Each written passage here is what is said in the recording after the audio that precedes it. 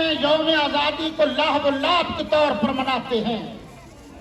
تمہیں تو شہداء کے درجات کی بلندی کے لیے قرآن پڑھنا چاہیے تھا، ان کے لیے دعائیں مغفرت کرنی چاہیے تھی. تم نے اس کو مذاق بنا لیا. یہ فنڈ دینے ختم کرو. آزادی کے شہداء کی جو نسلیں بچی ہوئی ہیں وہ سرکاری فنڈ وہاں پر خرچ کرو. پاکستان کے دینی مدارس نے ہر مدرسے میں یہ یوم منا کر بغیر کسی لالچ کے یہ ثابت کر دیا ہے کہ کل بھی پاکستان ہمارا تھا، آج بھی پاکستان ہمارا ہے. دشمنوں کو اب پاکستان سے دور رکھیں گے. تمہیں غیروں کی مٹی سے پیار ہوگا، تمہیں غیروں کے کتوں سے پیار ہوگا. ہمیں پاکستان سے پیار ہے اور پاکستان میں پڑھائے جانے والے اللہ کے قرآن سے پیار ہے.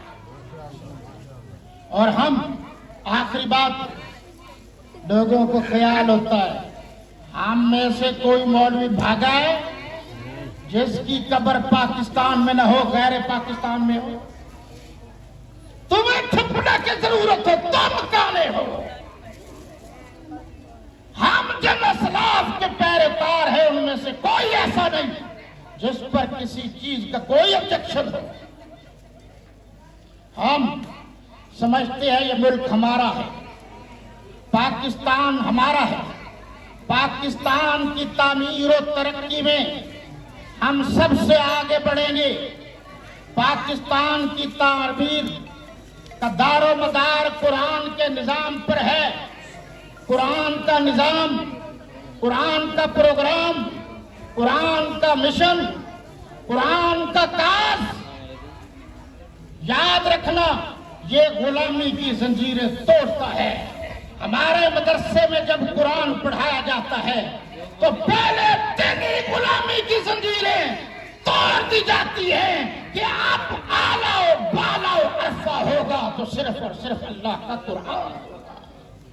اور انشاءاللہ پاکستان بھی اعلیٰ ہوگا، عرفہ ہوگا.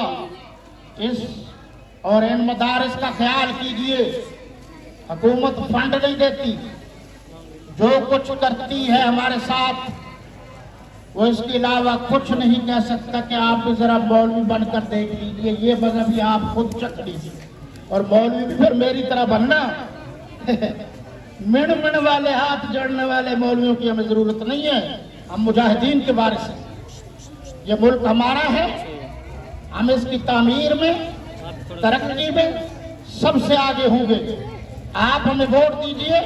پاکستان میں ہماری کوشش ہے کہ بالائی عہدیداران علماء ہوں. اب دیکھا ہے آپ نے علماء نے اندرونی طور پر کیسے کام کیا ہے. تو انشاءاللہ قرآن پڑھنے والے بچے آزاد ہیں، آزاد رہیں گے، آزادی کا سبق دیں گے. آزادی ناچنے کا نام نہیں ہے. آزادی دشمن کی آنکھوں میں آنکھیں ڈال کر حقیقت بتانے کا نام ہے. وما علینا الا البلاغ.